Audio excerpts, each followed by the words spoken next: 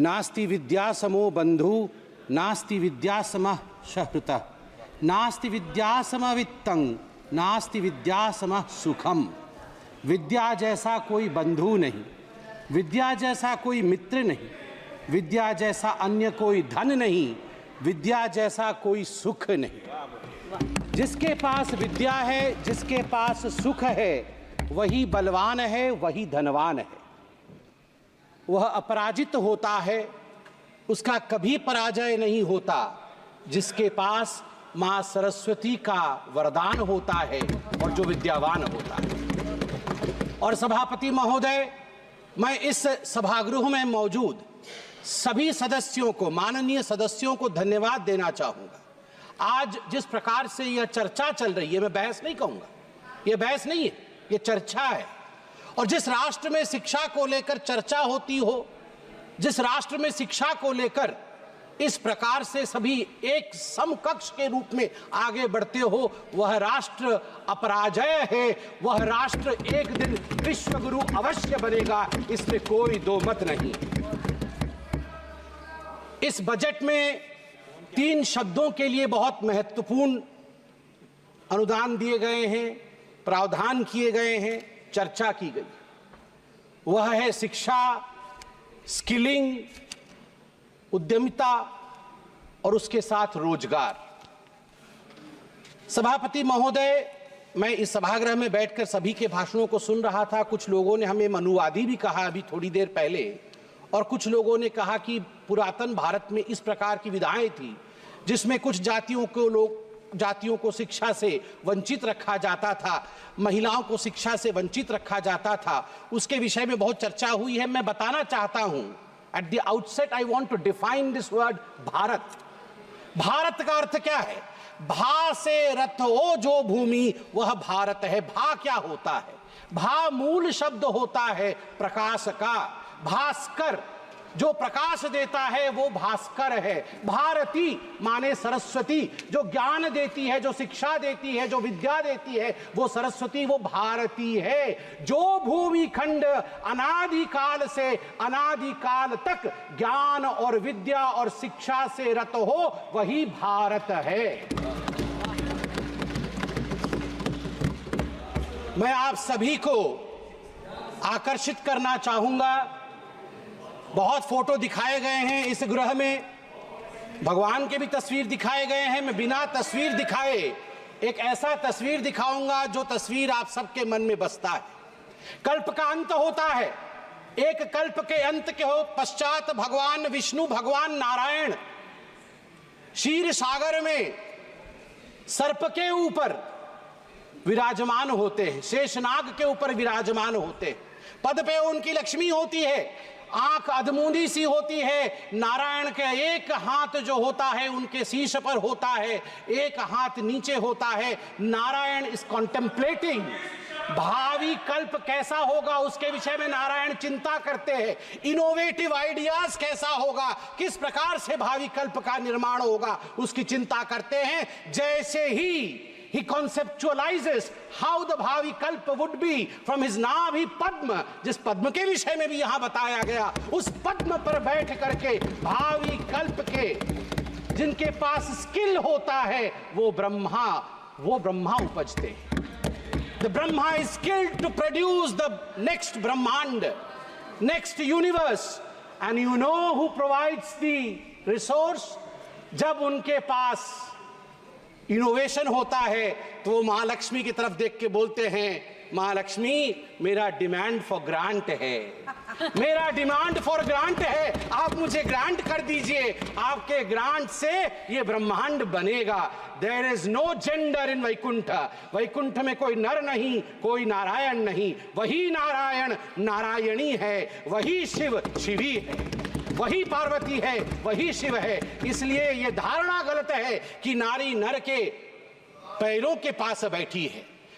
तात्पर्य है कि जहां आइडिया है, जहां इनोवेशन है, जहां विद्या है, जहां शिक्षा है, रिसोर्स के पास कोई अन्य उपाय नहीं है। रिसोर्स की अपनी बाहें अपने आप ही खुल जाती है, मां लक्ष्मी तथास्तु कह ही देती है। बंधुगण, जहां तक भारत के विषय में कहा गया, अभी मेरे भाई नालंदा के विषय में बोल रहे थे।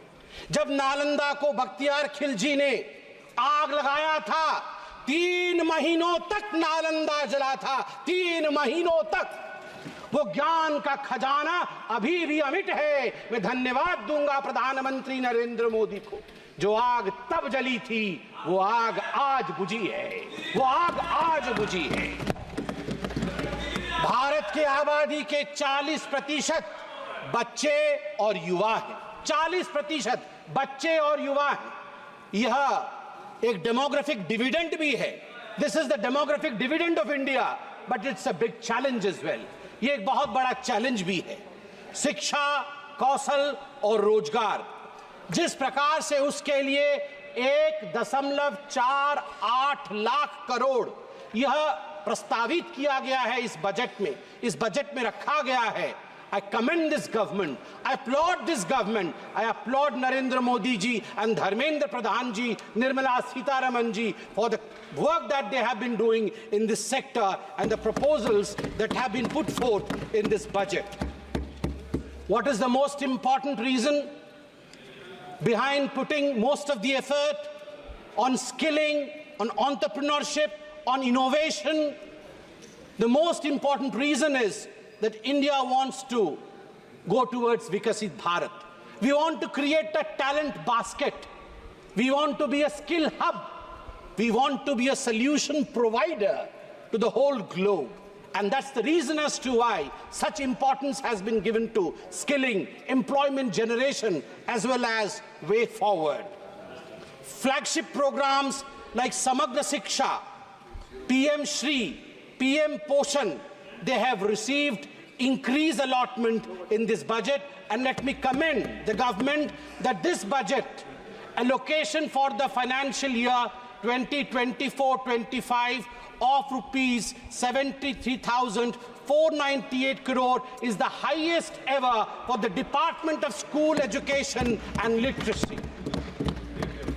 Manya Sabhapati Mahoday, let me present to you a comparative data, a comparative chart, which would show as to what was the situation before Modi ji came to power and how the situation of education has changed thereafter.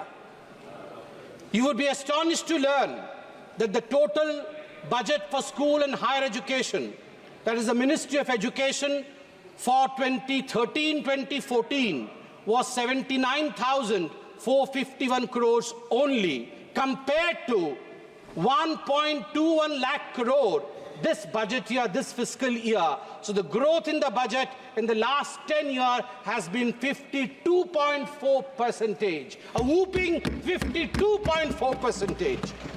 Similarly, in the school education, the growth in budget has been 39.5%, and higher education, the allotment has increased by, I repeat, 78%. I emphasize 78% increment in the allotment on higher education. Sir, today a lot has been talked about reservation. My good friend from this side and my friends from that side, they've exchanged arguments about reservation, आरक्षण. मुझे तो कहते हुए तकलीफ होती है, जो लोग आरक्षण के ऊपर इस प्रकार मगरमच्छ के आंसू बहाते हैं, वो लोग आज जवाब दें। कांग्रेस के दिग्गज नेता यहां मौजूद हैं। आप बताइए, क्या ये सच नहीं है कि जो सेंट्रली फंडेड इंस्टीट्यूशंस हैं, जामिया मिलिया इस्लामिया और अलीगढ़ मुस्लिम यूनिवर्सिटी, भारत का संविधान कहता है कि ये सेंट्रली फंडेड इंस्टीट्यूशंस के अंदर भी हमारे एससी और हमारे एसटी बंधुओं के लिए आरक्षण का प्रावधान रहे। मगर बड़े दुख के साथ मुझे कहना पड़ रहा है, 2011 में जामिया मिलिया इस्लामिया से एससी एसटी स्टूडेंट का आरक्षण कांग्रेस पार्टी ने समाप्त कर दिया। और ठीक उसी प्रकार 1981 में अलीगढ़ मुस्लिम यूनिवर्सिटी से एससी एसटी स्टूडेंट्स का आरक्षण कांग्रेस पार्टी ने मुस्लिम तुष्टीकरण के कारण समाप्त कर दिया। इसके लिए कांग्रेस पार्टी को जवाब देना होगा। आज मैं सुन रहा था, यहां कोई पेपर लीक के विषय में कह रहा था। अरे अपने गिरेबान में झांक के देखो भैया, गिरेबान के अंदर पाप ही पाप भरा हुआ है और आप हमारी तरफ देख रहे हो। नीट के एग्जाम को लेकर सुप्रीम कोर्ट का जजमेंट आया है कुछ दिनों पहले और मैं कॉन्ग्रेचुलेशंस कहना चाहूंगा इस सरकार को। बिल्कुल सही तरीके से जो धर्मेंद्र प्रधान जी ने उस दिन यहां पर आप लोग चिल्ला रहे थे, धर्मेंद्र प्रधान जी ने जो कहा था इंतजार करिए, we will come out clean on NEET examination, the highest court of this country has buried us, the highest court of this country has given its verdict.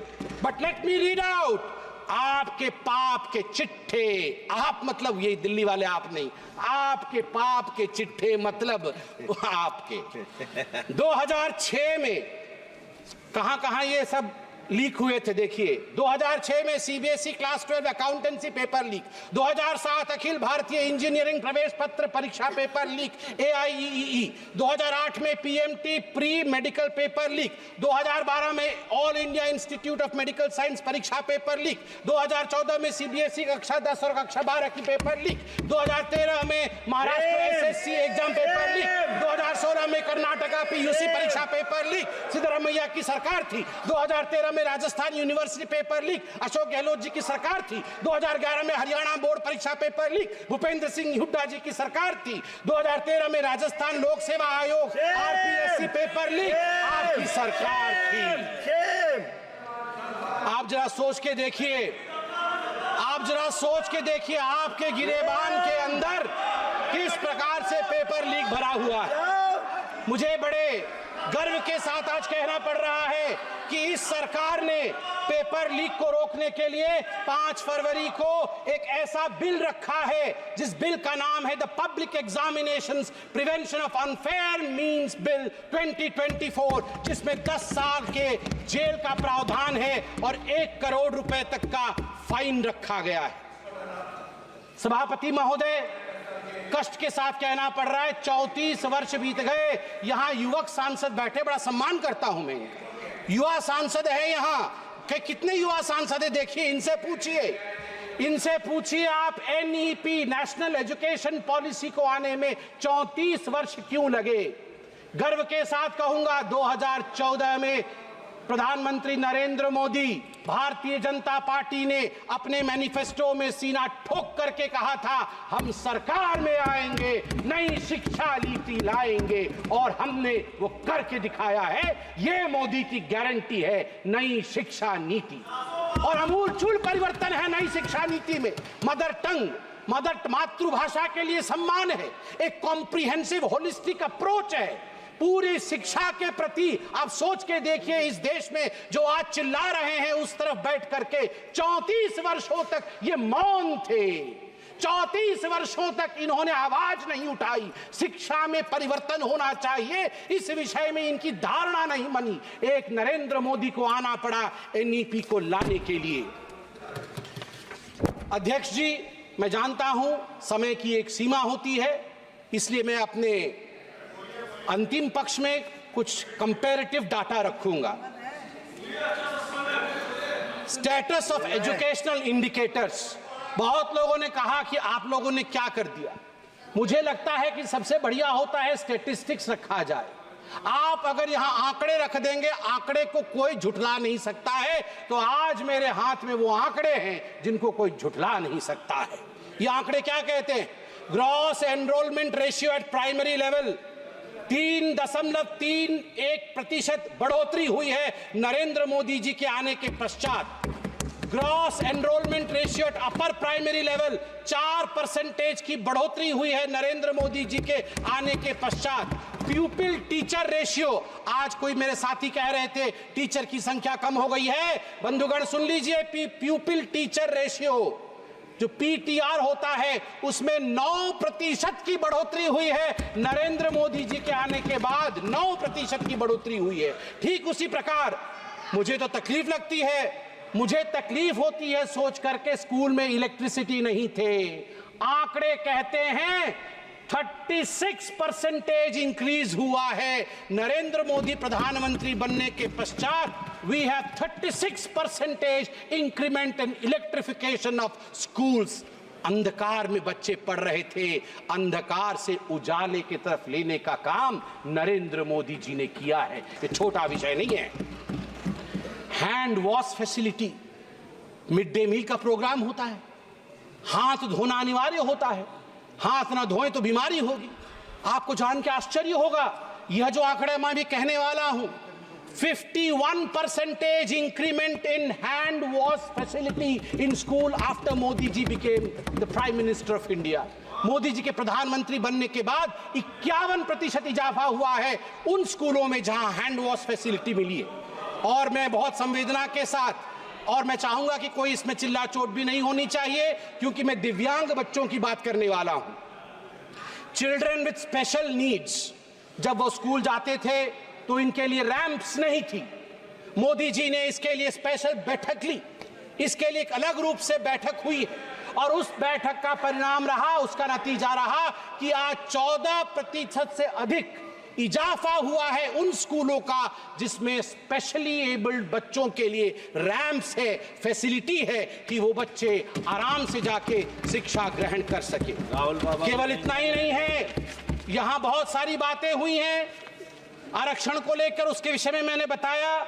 मेरे भाई भी वहां बैठे हैं जो इस विषय को लेकर चिंतित भी रहते हैं। होना भी चाहिए, बिल्कुल होना चाहिए।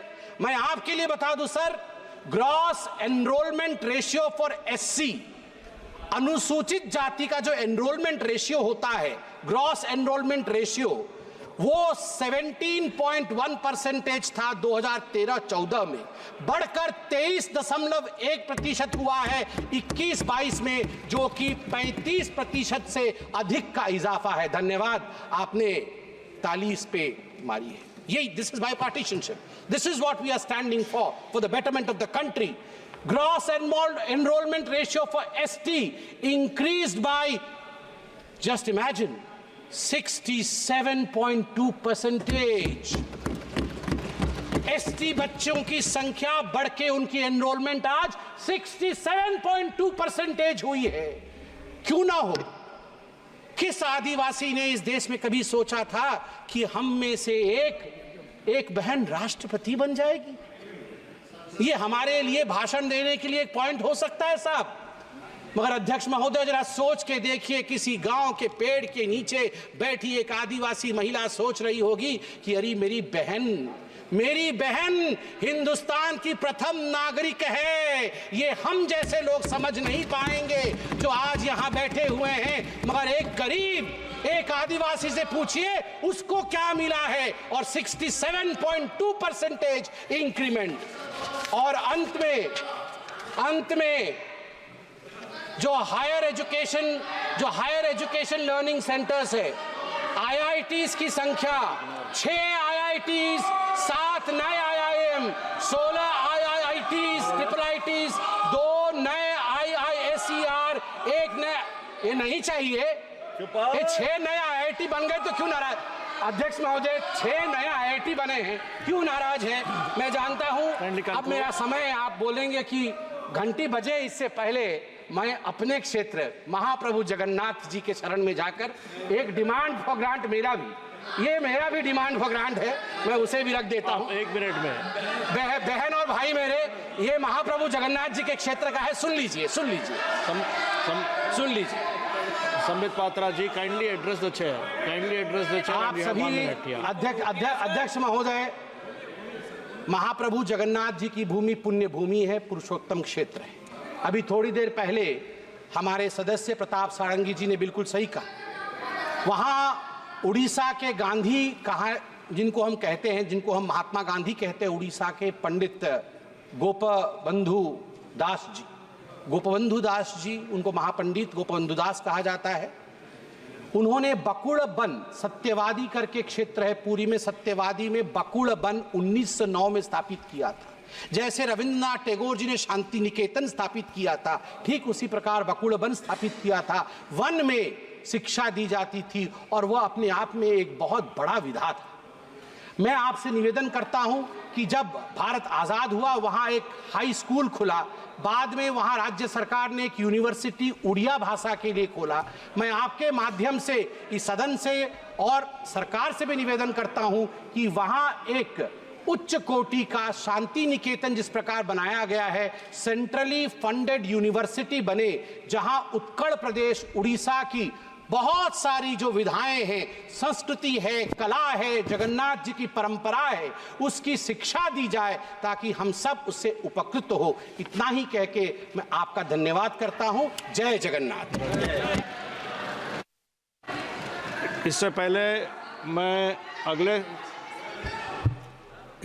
मैं अगले सदस्य का नाम लूं, मैं सबसे मेरा ये निवेदन है कि जो स्पीकर बोलने के बाद, बात करने के बाद जो भी सदस्य बोलते हैं, अगला सदस्य जिनका नाम लिया जाता है कृपया उनके भी बात सुने, अपनी बारी के बारे में तुरंत बाहर ना जाए, कृपया दूसरों का जो ओपिनियन है वो भी सुनिए।